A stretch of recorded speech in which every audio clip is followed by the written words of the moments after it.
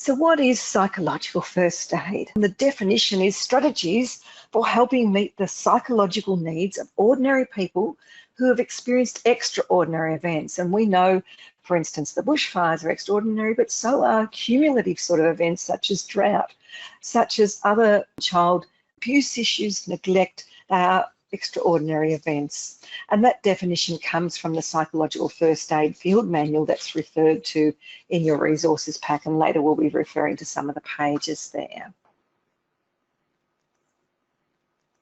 So some of the principles of psychological first aid, one of the most important ones I've learned and I share with people quite often is do nothing to increase arousal. The person's already very upset, whether it be a child, adolescent, or even an adult, and we don't want to increase their uncertainty, their difficulty in dealing with the situation. So we avoid exploring emotions, we avoid uncovering issues, and one of the main things we've got to do, and most people can do this, is comfort and be present for the person. So again, comes from the psychological first aid manual.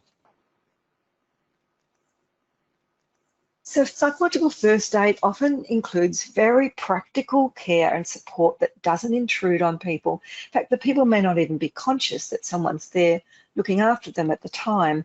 You're assessing the needs and concerns of the people in distress, and you're helping them to access very basic needs. Think Maslow's hierarchy of needs of food, water, shelter, and really importantly, information.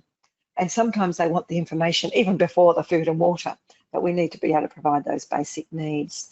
And that helps them to feel calm, and we're comforting them. We're helping people connect to information, services and social support, whether that be family, friends, other children that might be close, their classmates, and we're protecting people from further harm. That sometimes might even be protecting them from intrusive media. And just to actually help you to when you're looking at psychological first aid, there are some things that psychological first aid is not. So we know that it's not just something that professionals can give. So quite often I hear people in a training saying, oh, we're doing counselling training. No, it's not professional counselling.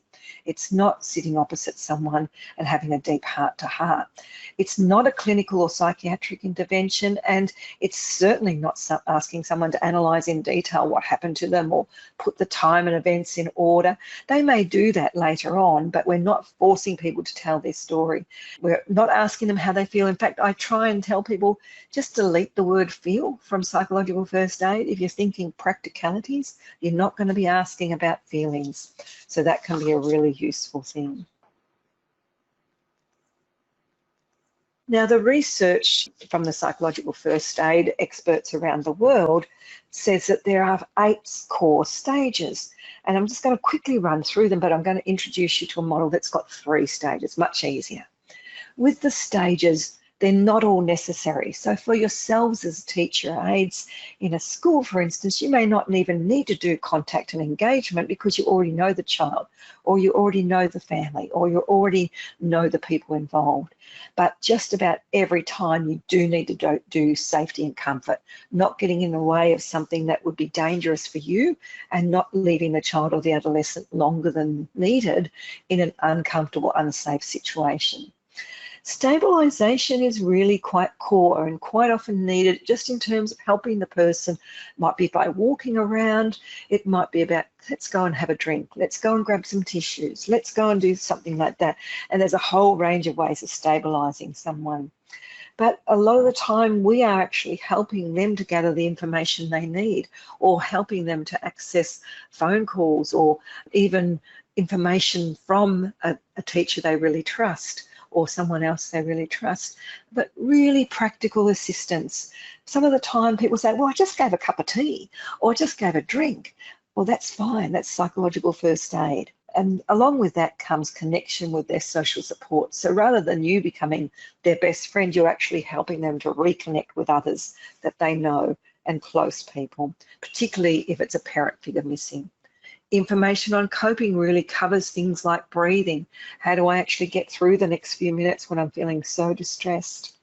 And then linking in with other collaborative services. So it may not be your service that holds the information that they need, or it needs to help them ongoing. So you're doing the linkage, a really important stage of any model of psychological first aid.